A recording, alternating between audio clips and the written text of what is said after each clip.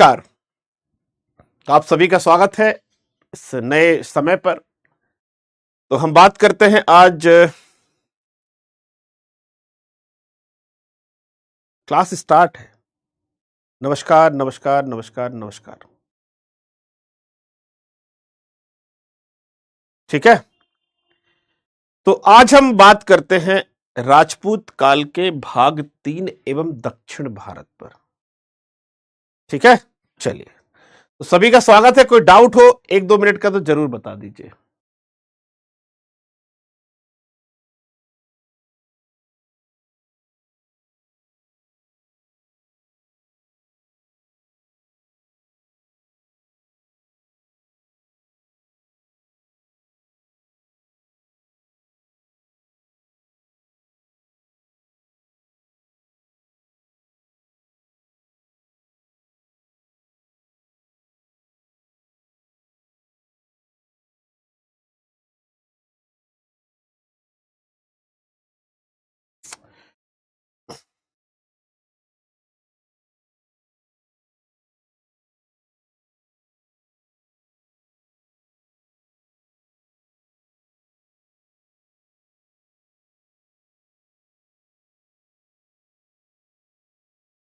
चलिए पूछिए, क्या है सुशील कुमार, कौन सा मैच नहीं कर रहा है? क्या मैच नहीं कर रहा है जरूर बताइए मुझे। ठीक है, चलिए, क्या मैच नहीं कर रहा है प्लीज मुझे बता दीजिएगा। चलिए, तो हम आगे चलते हैं, इस क्लास को आगे लेकर चलते हैं। तो कल हम बात कर रहे थे, कल हमने बात की थी राजपूत काल के भाग 2 की।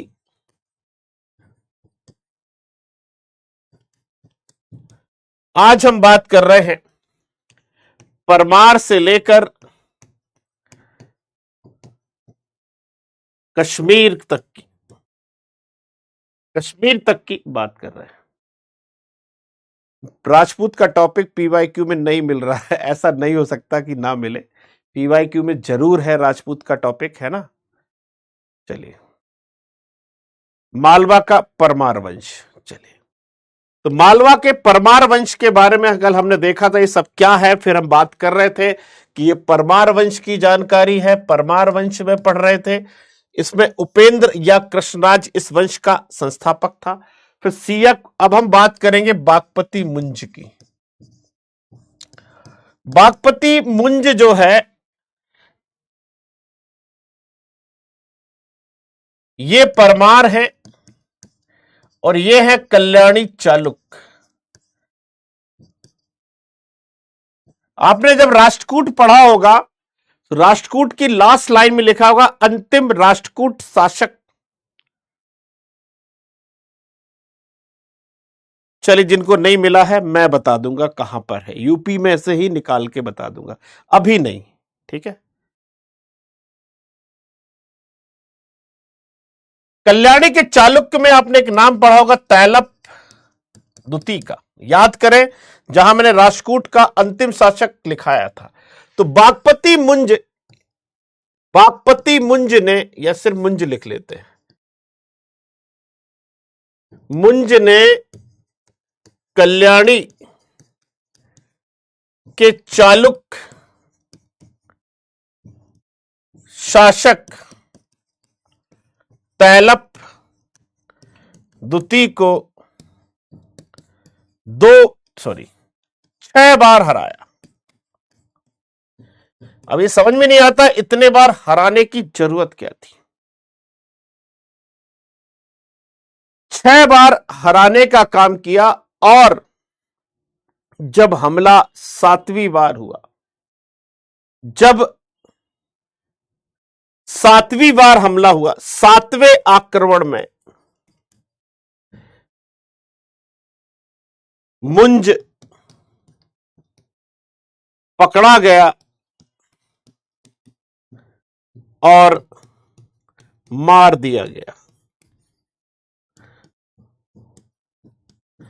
कहानी यह है कि 6 बार उसने, बागपति मुंज ने कल्याणी के चालुक्य तैलप द्वितीय को हराया। कल्याणी के चालुक्य हैं, गुजरात के चालुक्य हैं। एक मिनट जरा टारगेट खान, जस्ट वेट। तो कल्याणी के चालुक्य तैलप द्वितीय को 6 बार हराया, 7वीं बार हमला किया। मुंज हार गया, मुंज को गिरफ्तार कर जेल में डाल दिया गया। जो तैलप द्वितीय है उसकी एक विधवा बहन थी। ऐसी कहानी दक्षिण भारतीय ग्रंथों में मिलती है। उस विधवा बहन और मुंज के बीच में प्रेम संबंध हो गए और दोनों ने भागकर विवाह करने की योजना बनाई। यहां से भाग चलते हैं, जेल से मुझे निकालो और मैं जाकर फिर तुम्हें रानी बना दूंगा, ऐसी कुछ जो भी बात हुई हो। तो इसकी तैयारी हो गई, लेकिन पता नहीं क्या हुआ, तैलप द्वितीय की बहन को उसने जाकर ये बात अपने भाई को बता दी। भाई अत्यंत क्रोधित हुआ और उसने मुंज को मार डाला।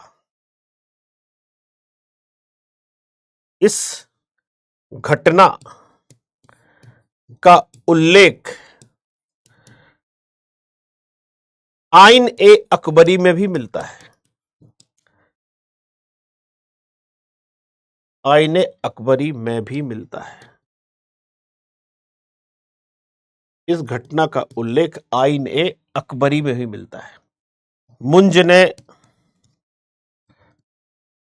धार में मुंज सागर झील बनवाई। इसी मुंज के दरबार में श्रीहर्ष रहते थे।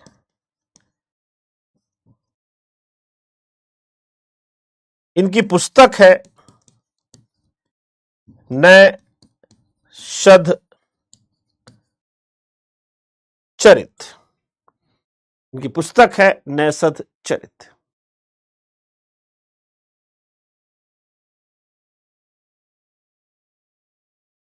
नैषध चरित।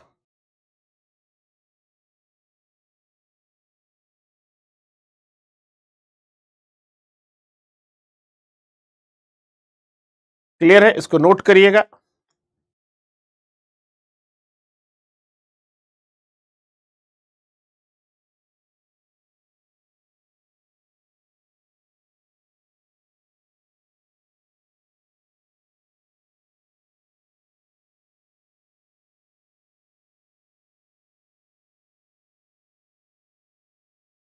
चलिए,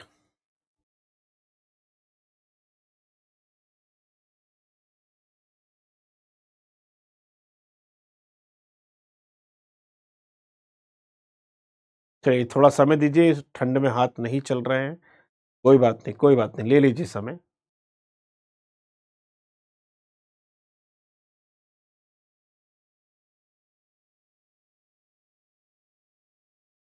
क्या बोल रहे? पद्म रूप ने, पद्मगुप्त ने लिखी है टारगेट खान, ये कुछ कह रहे हैं? ये परमारदी देव के बाद नहीं लिखना। रिया जायसवाल, आप कल क्लास में थी क्या? ये मालवा का परमार वंश मैंने कल समझाया था। इस परमार वंश के अंतर्गत हम पढ़ रहे हैं रिया जायसवाल। थोड़ा सा हेडिंग देख लेंगे रिया। हेडिंग है परमार वंश और परमार वंश के संस्थापक ये हैं, और उसमें हम पढ़ रहे हैं बागपति मुंज को। पद्मगुप्त ने कौन सी लिखी है? यशा रूप अवलोक, ऐसा कुछ लिखी है, तो धनिक ने लिखी है। पद्मगुप्त ने, याद आ गया, नव सहसांक चरित लिखी है पद्मगुप्त ने। टारगेट खान, पद्मगुप्त ने लिखी है नव सहसांक चरित। ठीक है, चलिए इसके बाद हम बात करते हैं एक और राजा की, जिसका नाम है भोज। 1000 से लेकर 1056 तक शासन किया इसने। जहां पर राजा भोज शासन कर रहे थे, उस भोज के पड़ोस में एक थे सोलंकी, एक थे कल्याणी चालुक्य,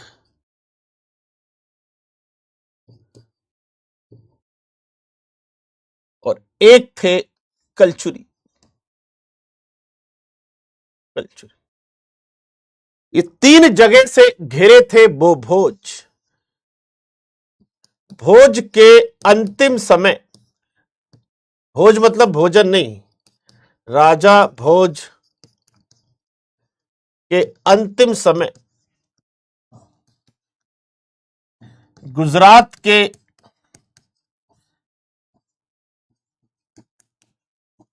सोलंकी, कल्याणी के चालुक्य एवं कलचुरी ने संयुक्त आक्रमण किया। राजा भोज बीमार पड़ गया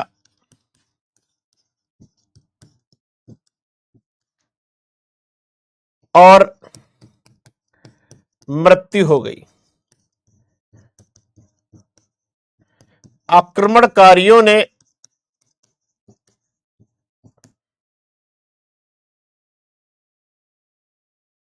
धार नगरी को नष्ट कर दिया। धार नगरी को नष्ट कर दिया।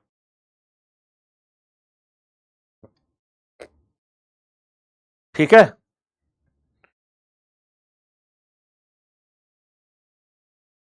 राजा विक्रमादित्य कौन थे? कौन से विक्रमादित्य पूछ रहे हैं? 14 राजाओं ने विक्रमादित्य की उपाधि ली है।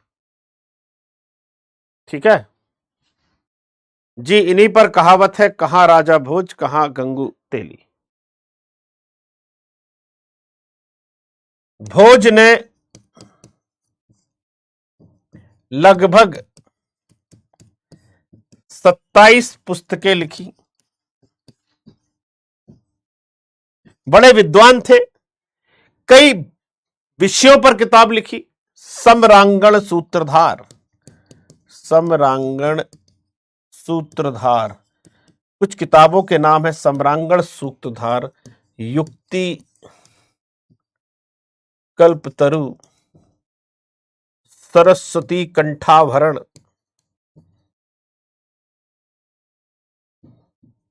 सरस्वती कंठाभरण,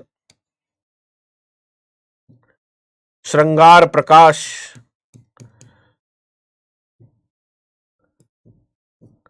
राज मार्तंड आदि। अलग अलग विषयों पर किताब लिखी है। पहले तो समुद्रगुप्त से क्या बोल रहे हैं? मौर्य में चंद्रगुप्त। पूछना क्या चाह रहे हैं? कल्पना निधि गुप्ता, मौर्य में चंद्रगुप्त, पहले तो समुद्रगुप्त। क्या पूछना क्या चाह रहे हैं? पर धार नगरी किसने बनवाई थी? धार नगरी ये नहीं पता किसने बनवाई थी, इसकी जानकारी मुझे नहीं है कि धार नगरी किसने बनवाई थी। ठीक है, क्लियर है यहां तक? चलिए,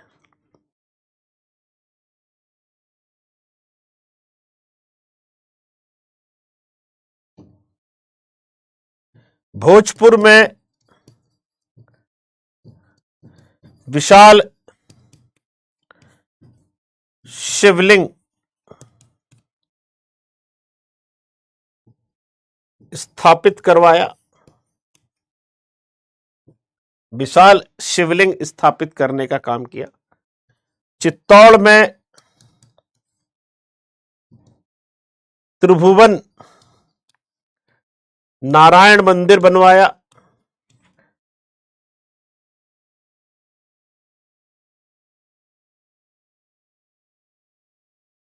धार में संस्कृत विद्यालय बनवाया और उसमें वाग्देवी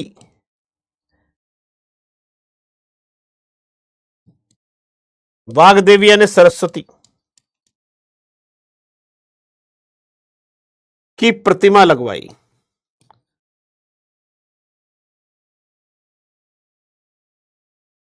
बाद में मुस्लिम,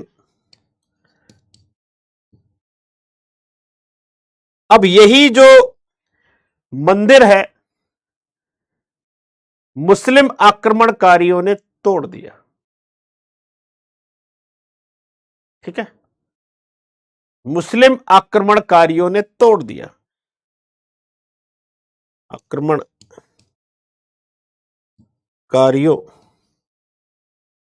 ने तोड़कर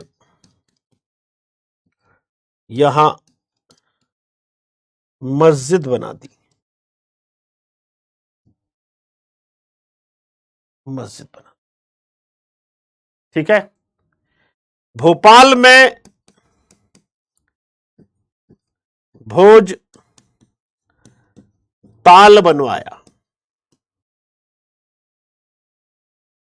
भोपाल में क्या बनवाया? भोज ताल बनवाने का काम किया।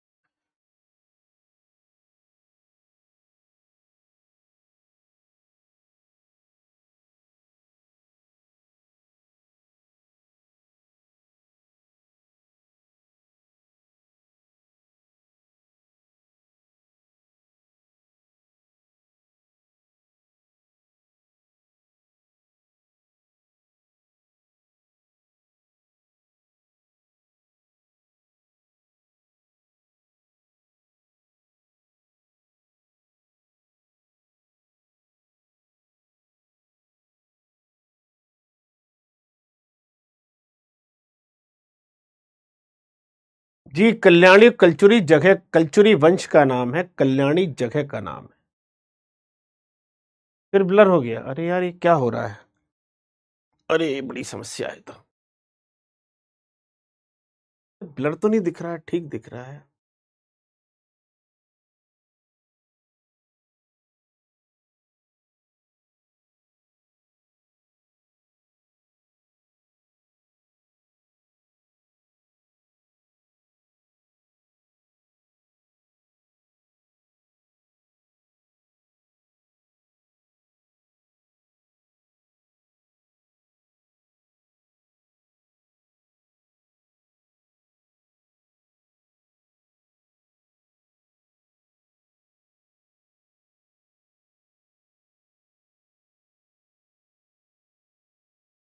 परफेक्ट है मेरे ख्याल से तो। आपको लग रहा तो बात अलग है। फॉग आ गया है।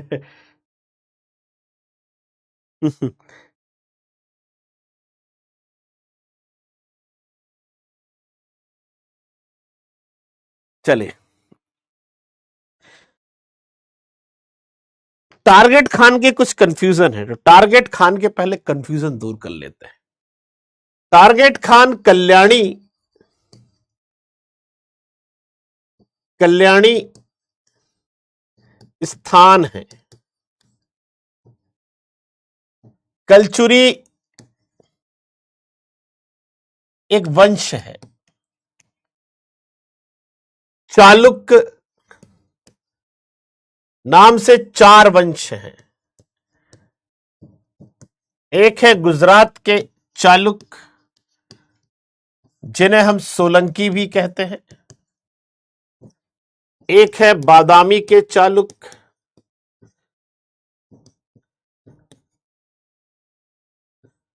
एक है बेंगी के चालुक्य,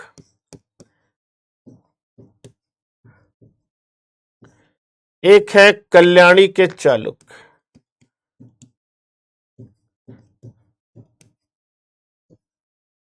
यहां चालुक्य एक वंश का नाम है, ये जगह के नाम है।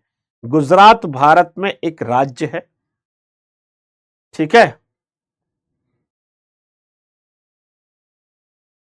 क्लियर है। कल्याणी स्थान है। चालुक्य गुजरात के चालुक्य, बादामी के चालुक्य, बेंगी के चालुक्य, कल्याणी के चालुक्य, ये चालुक्य वंश में, ठीक है। कोई डाउट? चलिए, किताब के नाम पढ़ने बोल रहे हैं। सम्रांगण सूत्रधार, युक्ति कल्पतरु, सरस्वती कंठाभरण, श्रृंगार प्रकाश, राज मार्तंड। चलिए, अगला वंश है यहां पर कलचुरी वंश। कलचुरी वंश का मानना है कि हमारे आदि पुरुष, हमारे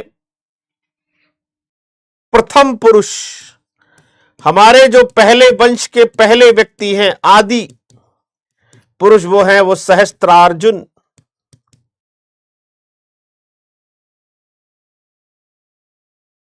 वो है सहस्त्रार्जुन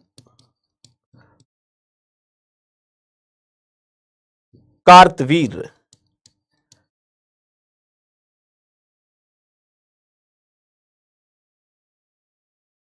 सहस्त्रार्जुन कार्तवीर। इनकी राजधानी जो है वो त्रिपुरी है। त्रिपुरी मध्य प्रदेश में है। त्रिपुरी ये इनकी राजधानी है। और इनके पहले पुरुष जो है सहस्त्रार्जुन कार्तवीर है।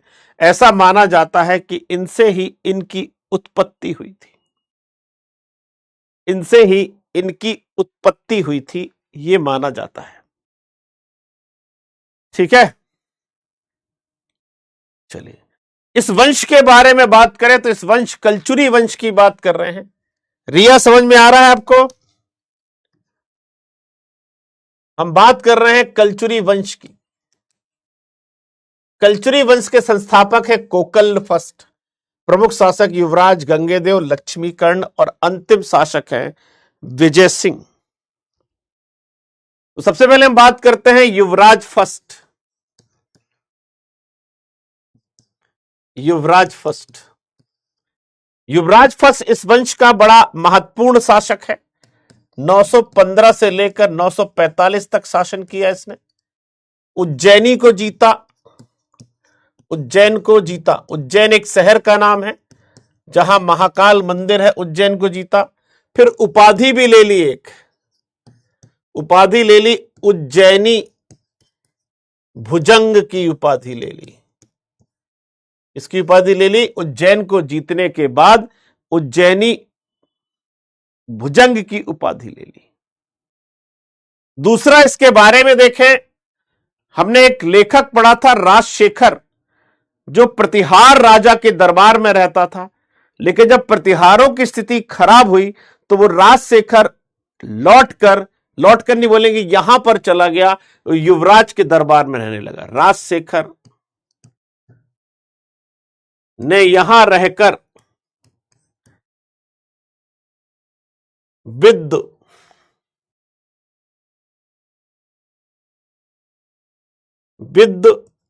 साल भंजिका, नहीं आ रहा है, यहां रहकर विद साल भंजिका नाटक लिखा। यह है युवराज की छोटी सी कहानी। फिर अगले शासक आते हैं यहां पर गंगेदेव। गंगेदेव एक ऐसे शासक हैं जिन्होंने विक्रमादित्य की उपाधि ली।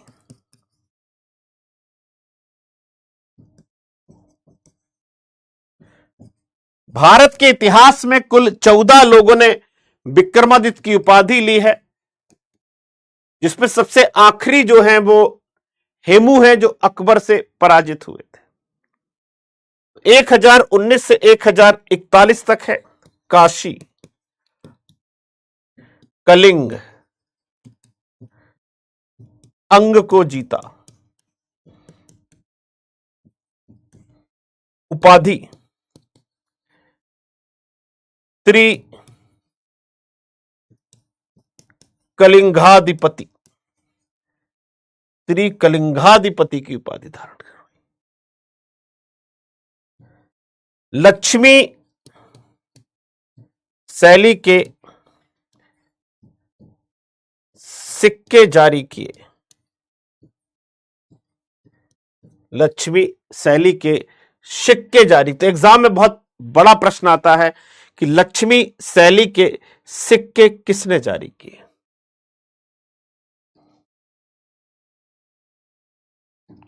अब एक शासक और है कर्ण, या इसी को हम लक्ष्मी कर्ण भी कहते हैं। कर्ण या लक्ष्मी कर्ण,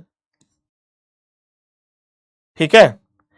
1041 से लेकर 1073, 1041 से 73, कुछ खास नहीं है। बनारस में कर्ण मेरु मंदिर बनवाया और प्रयाग में कर्ण तीर्थ क्षेत्र बनाया। खत्म हो गया ये वंश।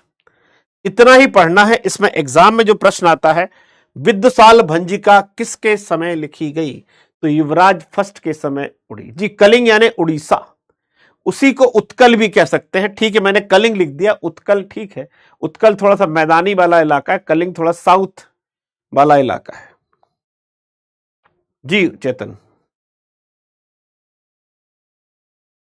विक्रमादित्य की उपाधि लेने मतलब सूर्य के समान चमकदार विक्रमादित्य हो जाते हैं, इसलिए विक्रमादित्य की उपाधि ली जाती है।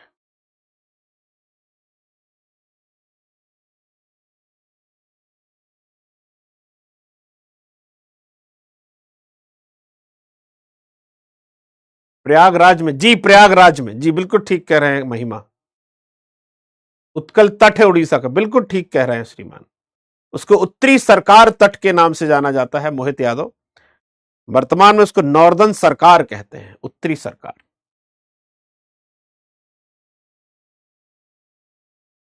जी, गौरी भी चलाएगा टारगेट खान। गौरी चलाएगा नहीं टारगेट खान, गौरी क्यों चलाएगा? गौरी यहां पर जो राजपूतों ने से सिक्के चलाए हैं, उन्हीं सिक्कों का वो यूज कर लेगा, एक तरफ अपना नाम लिखवा देगा, बाकी कुछ नहीं करेगा।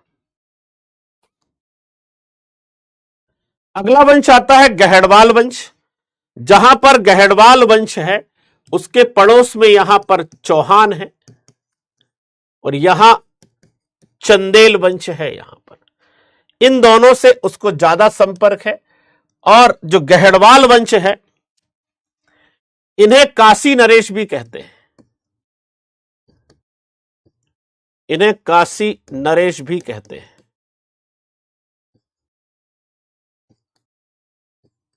राजधानी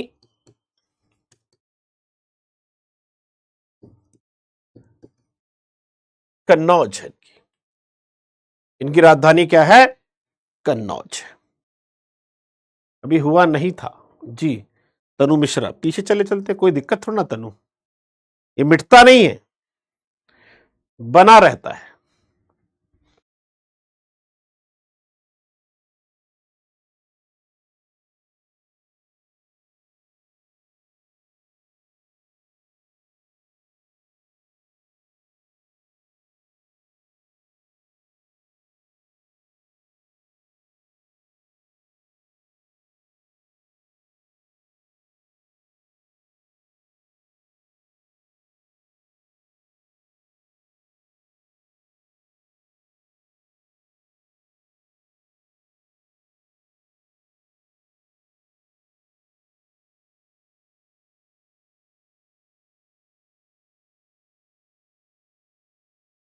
टारगेट खान, जो सामने लिखा उसको तो पढ़ो यार, इतने प्रश्न थोड़े ना पूछने पड़ते हैं। सामने लिखा अंतिम शासक विजय सिंह, खत्म हो गई कहानी। सामने लिखा है आपके।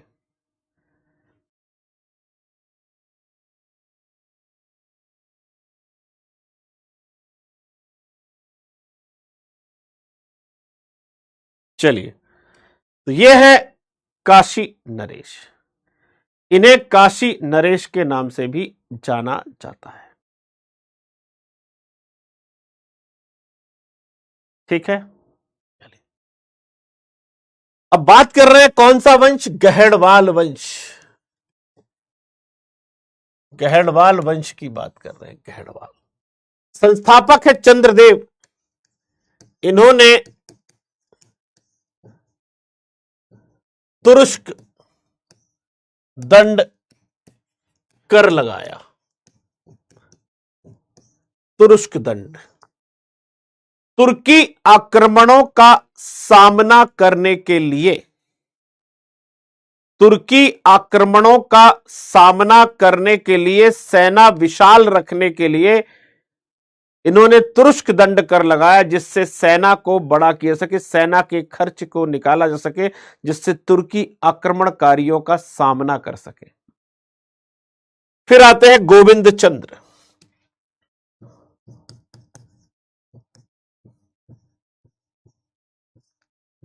गोविंद चंद्र, गोविंद चंद्र जो है इस वंश के एक बड़े शक्तिशाली शासक हैं। 1114 टू 1154 सी तक शासन किया इन्होंने गोविंद चंद्र। समझ में आ रहा है? इनका शासन पश्चिमी उत्तर प्रदेश से लेकर पश्चिमी बिहार तक था।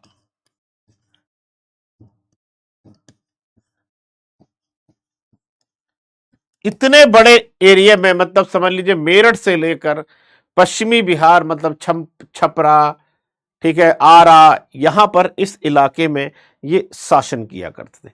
इन्होंने अपनी उपाधि क्या ली? उपाधि इनकी बहुत बड़ी है, विविध। विविध मतलब बहुत सारा, कई प्रकार की चीजें। विद्या, विचार, ऐसा व्यक्ति जो विभिन्न प्रकार की विद्या पर विचार कर सकता हो। विविध विद्या विचार वाचस्पति। वाचस्पति मतलब होता है एक्सपर्ट, विशेषज्ञ। पीएचडी डिग्री वालों को वाचस्पति कहते हैं। तो इनकी उपाधि थी विविध विद्या विचार वाचस्पति। जो विभिन्न प्रकार की विद्या में विचार करने का विशेषज्ञ हो, उसको कहते हैं विविध विद्या विचार वाचस्पति। क्लियर है? समझ में आ रहा है?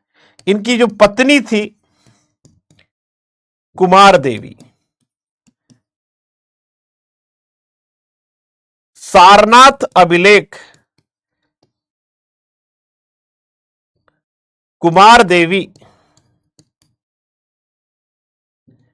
के सारनाथ अभिलेख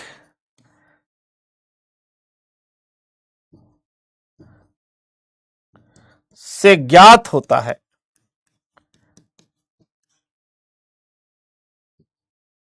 कि वह बौद्ध पंथ को मानती थी।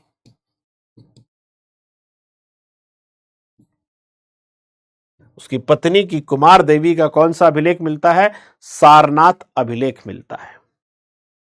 लेखक, इसके दरबार में एक लेखक रहते थे लक्ष्मी धर। इनकी पुस्तक है कृत कल्प तरु। कानूनी पुस्तक है। कानून को विधि भी कहते हैं। कानूनी पुस्तक यह है गोविंद चंद्र की जानकारी। कोई डाउट, कोई कंफ्यूजन किसी को? मैं आपसे पूछ रहा हूं, किसी प्रकार का कोई डाउट हो, कोई संदेह हो तो मुझे बताइए।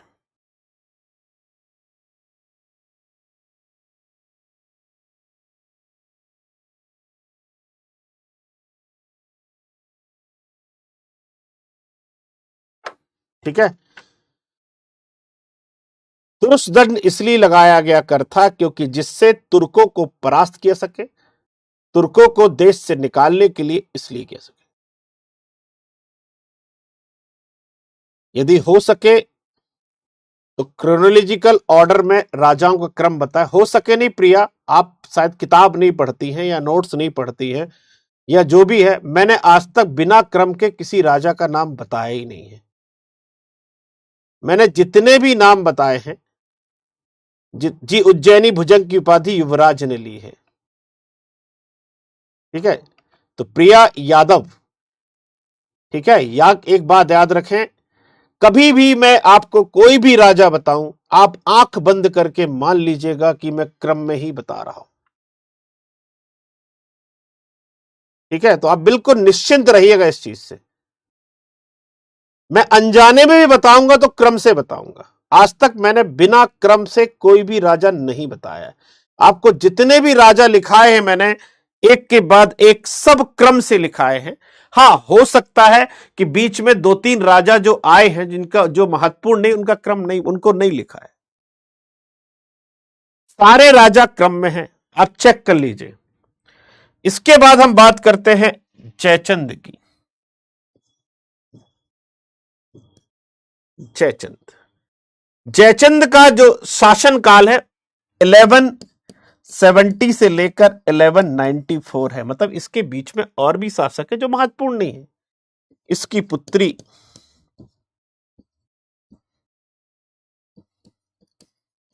संयोगिता का विवाह पृथ्वीराज तृतीय से हुआ 1194। चंदावर के युद्ध में गौरी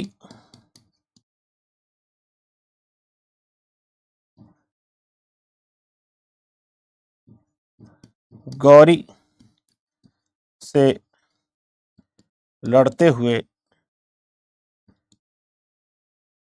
मारा गया।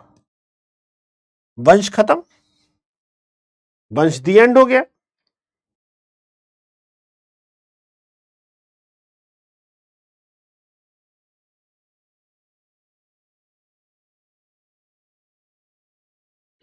अरे सोमेश्वर की जरूरत नहीं थी।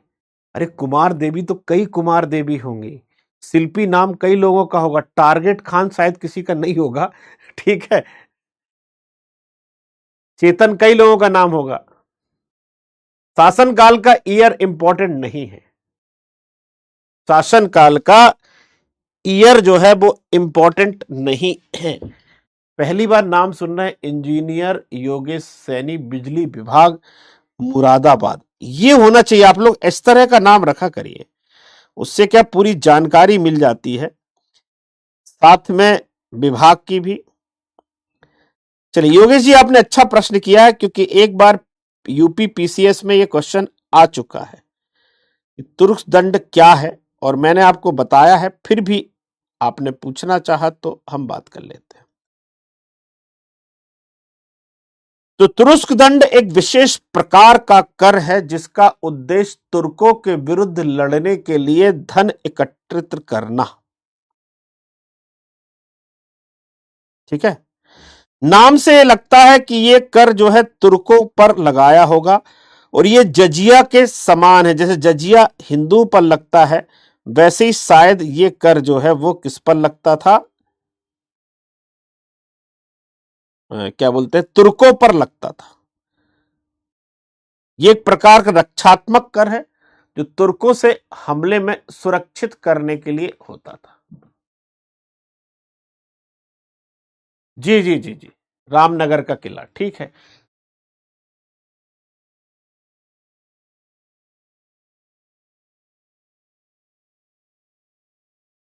चलिए आगे चलते हैं। तो ये खत्म हो गए वंश। अगली कहानी हम पढ़ते हैं कश्मीर की। अगली कहानी पढ़ते हैं कश्मीर की। चलिए, पीतल नगरी से स्वागत है सभी का। चलिए, तो कश्मीर के इतिहास की अगर हम बात करें, इस कुछ मैंने ऐसी चित्र डाल दिए हैं उसमें। कश्मीर के इतिहास की बात करें, अभी नहीं हुआ था फरहत, आप इतना देर तक ये बना रहा, इतना विवाद चलता रहा इस पे, इतनी देर में तो लिख लिया होगा।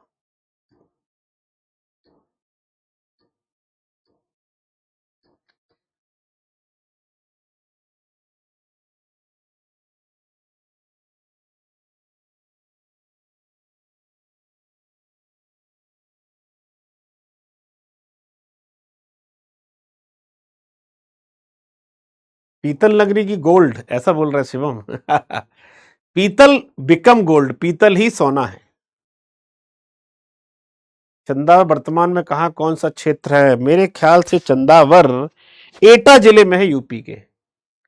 चेक करना जरा, यूपी के एटा जिले में है चंदावर। तो हम बात कर रहे हैं कश्मीर के इतिहास की।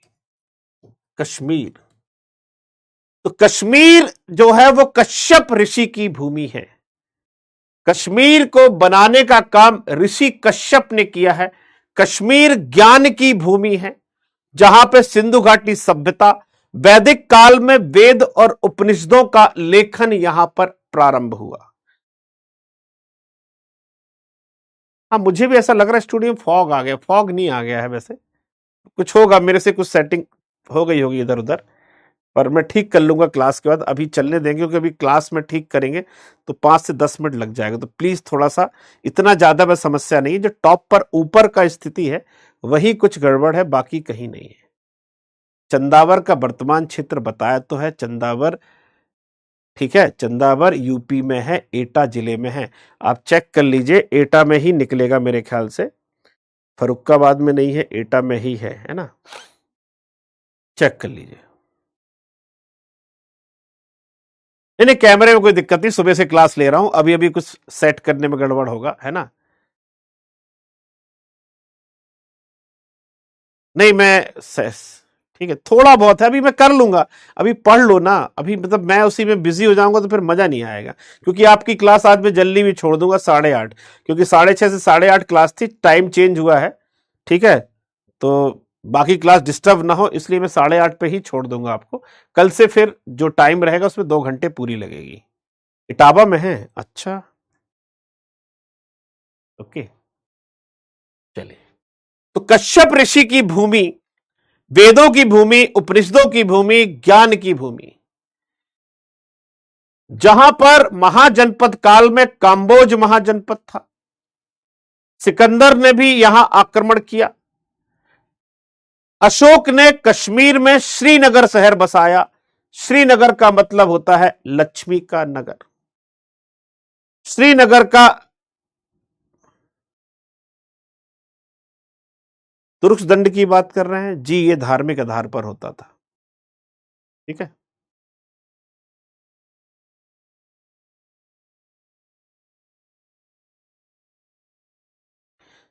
ये नहीं लिखना है, जब मैं बताऊंगा तो लिख लीजिएगा। मैं पढ़ाऊं आगे कि नहीं पढ़ाऊं? क्या कर रहे हो आप लोग? इतने बेकार के कमेंट क्यों कर रहे हो? ये नहीं लिखना है, सुनना है। अशोक ने लक्ष्मी देवी के नाम पर झेलम के किनारे श्रीनगर की स्थापना की थी। मौर्यों के पश्चात यहां कुषाण वंश आया और कनिष्क ने कश्मीर में चौथी बौद्ध संगीति का आयोजन किया था। इसके बाद यहां गोनद वंश, हूण आए। हूण में मिहिर कुल था, आपने पढ़ा होगा, यशोधर्मन से पराजित होकर मिहिर कुल ने कश्मीर में अपने शासन की स्थापना की थी। फिर गोनद वंश आया, फिर कारकोट वंश, उत्पल वंश, लुहार वंश, देव वंश। शाहमीर प्रथम मुस्लिम वंश था जो धोखा देकर स्थापित हुआ, पहला मुस्लिम वंश 1339 में स्थापित हुआ था। फिर चक आए, फिर मुगल आए, फिर सिख आए और अंतिम में डोगरा वंश आया। तो यह कश्मीर की कहानी है। कश्मीर में जो हमें पढ़ना है वो हमें पढ़ना है कारकोट वंश, उत्पल वंश, यशस्कर उदिद्दा और लोहार वंश। ये नहीं पढ़ेंगे हम, ये बाद के टॉपिक है पढ़ने के लिए। ठीक है, ये बाद के टॉपिक है देववंश, मुस्लिम शासन, शाहमीर, चक, मुगल, अफगान, सिख शासन, फिर डोगरा, गुलाब सिंह और हरि सिंह। हरि सिंह ने ही कश्मीर के विलय पत्र पर 26 अक्टूबर 1947 को हस्ताक्षर किए थे। ये पूरा पूरा लिख लीजिएगा, ये पूरा पूरा लिख लीजिएगा। मैं आपको टाइम दे रहा हूं लिखने की, प्लीज पूरा लिख लीजिएगा।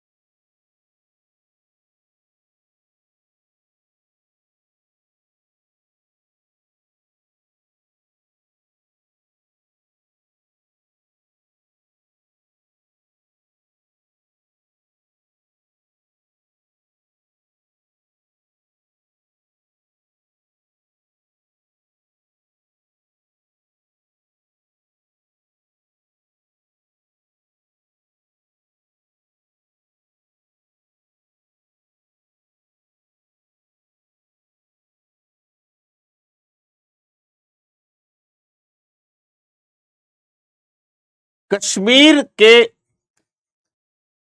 का इतिहास,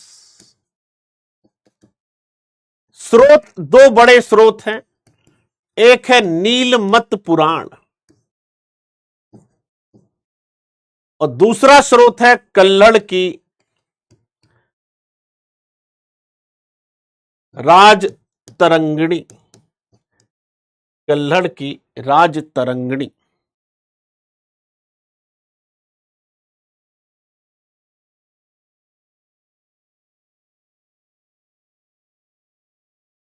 चलिए, कश्मीर के बारे में जानकारी मिलती है उसका सबसे प्रमुख स्रोत है कल्हड़ की राज तरंगिणी। संस्कृत में लिखी गई है कल्हड़ की राज तरंगिणी। कुल 8 अध्याय हैं। अध्याय को तरंग कहते हैं। 8000 श्लोक है इसमें। अध्यायों की बात करें तो अध्याय 1, 2, 3 कश्मीर का प्राचीन इतिहास है।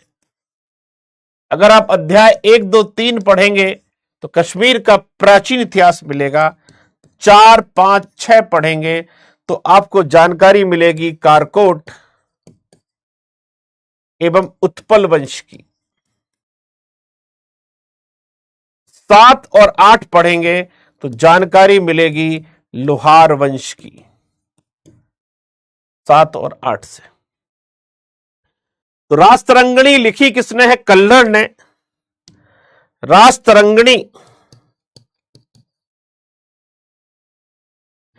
को पूर्ण करने का कार्य, ऐसा पीटी में क्वेश्चन आता है, पूर्ण करने का कार्य जॉन राज एवं श्रीवर ने किया। जॉन राज और श्रीवर ने कल्हड़ की राज तरंगिणी को पूर्ण करने का कार्य किया।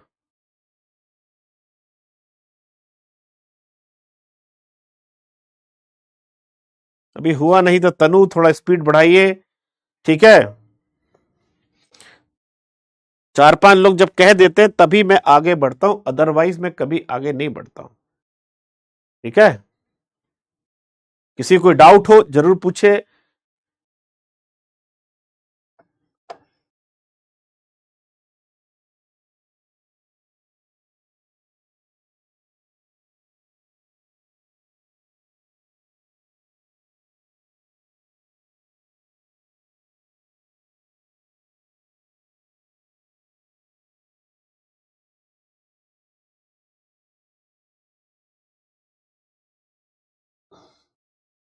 ये भी एक पॉजिटिव मोटिवेशन है प्रेमा देवी जी का। ये जब नहीं लिख पा रहे हैं तो कुछ ना कुछ सार्थक कार्य कर लेना चाहिए, बहुत बढ़िया है।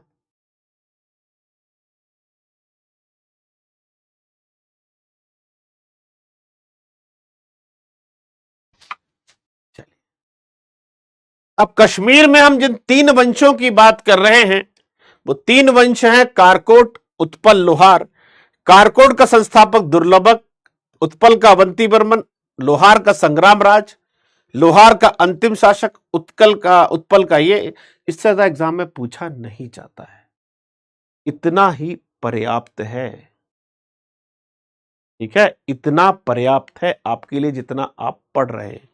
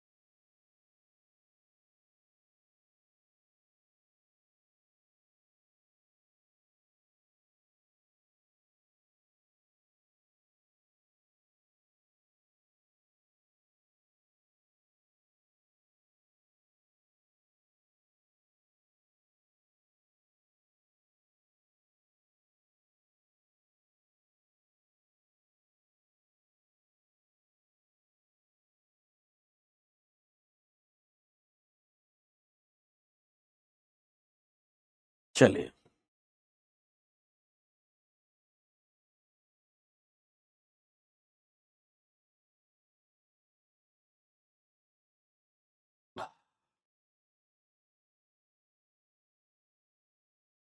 थोड़ा बहुत कारकोट वंश के बारे में 1-2 लाइन लिख लेते हैं। संस्थापक, एक लाइन, कई बार एग्जाम में बहुत इंपॉर्टेंट लाइन होती है जो मैं अभी लिखने जा रहा हूं।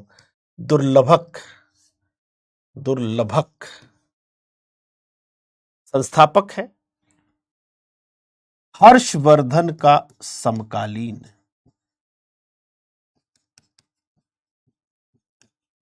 हर्षवर्धन का समकालीन है। इसके समय ह्वेनसांग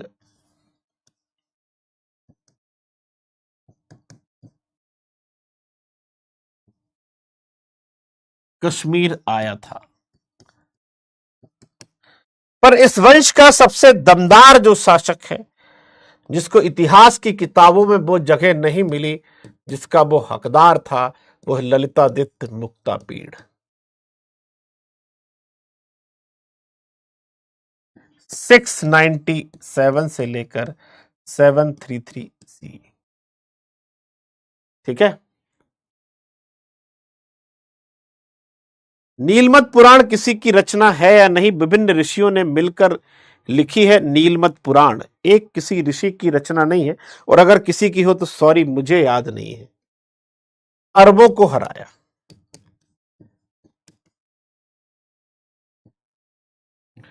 कश्मीर में मार्तंड यानी सूर्य मंदिर बनवाया। कश्मीर में क्या करवाया? मार्तंड या सूर्य मंदिर बनवाया। परिहासपुर नगर बसाया। परिहासपुर नगर बसाने का काम किया इसने। ठीक है, देख लो आप लोग नीलमत पुराण, चेक करना जरा नीलमत पुराण किसकी रचना है, प्लीज थोड़ा सा चेक कर लीजिए, तो मुझे भी एक अच्छी जानकारी आप लोग के माध्यम से मिल जाएगी।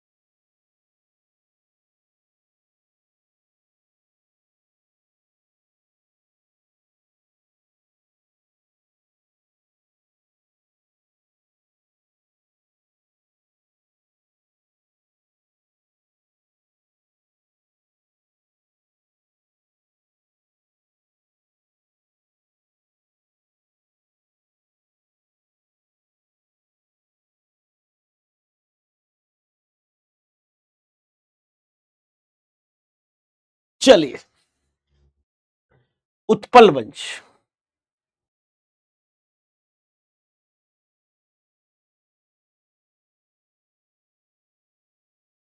उत्पल वंश, उत्पल वंश का संस्थापक कौन है? अवंती बर्मन। उत्पल वंश का संस्थापक कौन है? अवंती बर्मन। कश्मीर में नहर निकलवाई, अभियंता कौन था इसका? इंजीनियर सुइया।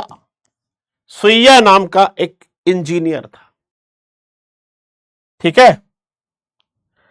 अंतिम शासक कौन है इस वंश का अंतिम शासक? क्षेमेंद्र गुप्त अंतिम शासक। क्षेमेंद्र गुप्त अंतिम शासक है। इसका विवाह लोहार वंश की राजकुमारी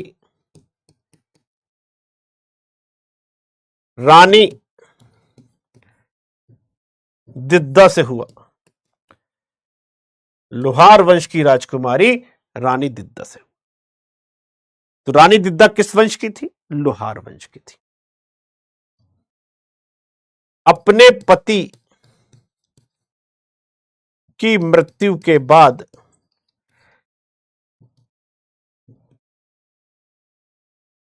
रानी दिद्दा ने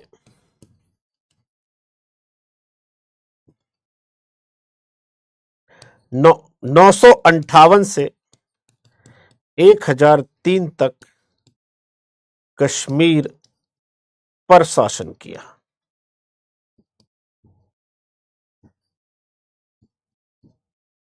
इसके बाद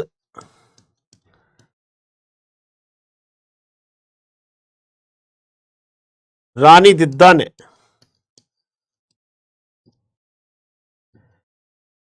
अपने भतीजे संग्राम राज को शासक बनाया। भतीजा मतलब मामा पक्ष वाला, मतलब अपने भाई के बेटे को, अपने भाई के बेटे को। ठीक है। इसके समय में कहां लिख रहा हूं मनोज कुमार? कश्मीर में नहर निकलवाई। हाँ, कश्मीर में, कश्मीर में नहर निकलवाई। कोई डाउट है मनोज तो बता दीजिए, किसके समय में? कहां लिखा है? अरबों का कहां लिखा है? इसके समय, हाँ हाँ हाँ, गुड क्वेश्चन मनोज। किसके समय में? Very nice, love, I love it this question. Topic है दुर्लभक। इसके मतलब दुर्लभक के समय को। जिस हेडिंग के अंतर्गत अगर कोई बात लिखी जाए तो यह माना जाता है कि हम उसको संबोधित कर कर लिख रहे हैं। जैसे मैं बोलूं, आप मनोज कुमार हैं, बहुत ही शानदार व्यक्तित्व है, इनका लेखन कार्य आपने देखा, तो कोई पूछेगा ये इनका कौन है यार? ये किन इनके की बात कर रहे हैं? मैं बोलूंगा ये इन्हीं मनोज कुमार। अरे बोलो ना यार, मनोज कुमार बोलो ना, इनका इनका क्यों बोल रहे हो? तो ये हमारी हिंदी में बात करने का तरीका होता है कि हम एक सर्वनाम का प्रयोग करते हैं, बार बार संज्ञा की बजाय उसके सर्वनाम को लगाने का प्रयास करते हैं, क्योंकि हम परंपरा बस कहते हैं, चाहे हमसे वो छोटा हो या बड़ा हो, लेकिन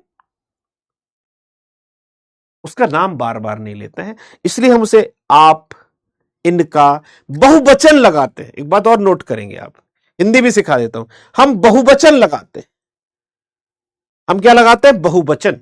हम एक वचन नहीं लगाते जब किसी को सम्मान देते हैं। हम ये नहीं बोलते हैं ये ऐसे हैं, इनका। आप आता है नहीं बोलते हैं, पिता आता है, ना ना ना ना, पिता आते हैं। बहुवचन लगाकर हम उन्हें सम्मानित करने का कार्य करते हैं। तो जब भी किसी को सम्मानित किया जाता है तो बहुवचन का प्रयोग किया जाता है। क्लियर है? हिंदी में एक अच्छी जानकारी मिली। बच्चा रोता है, मां रोती है। ठीक है? कोई, अरे मैं मिस्टेक की बात नहीं कर रहा, मैं अपनी तरफ से कोशिश कर रहा हूं जिससे आगे समस्या ना हो। रानी दीदी के पास कोई औलाद नहीं थी। ठीक है, चलिए, तो आज के लिए हम यही समाप्त करते हैं। ठीक है, बाकी कल करेंगे। और आज मैं क्षमा चाहता हूं, 1 घंटे में ही छोड़ना पड़ेगी। कल से हमारी क्लास 2 घंटे की रहेगी। तो हम इसी उत्पल के बाद कल लोहार वंश को पढ़ेंगे। वंश तो पहले से होगा लोहार, वंश तो पहले से होगा ना लोहार। चलिए, बहुत बहुत धन्यवाद आप सभी का। तो आज के लिए जय हिंद, जय भारत। कल मिलते हैं फिर।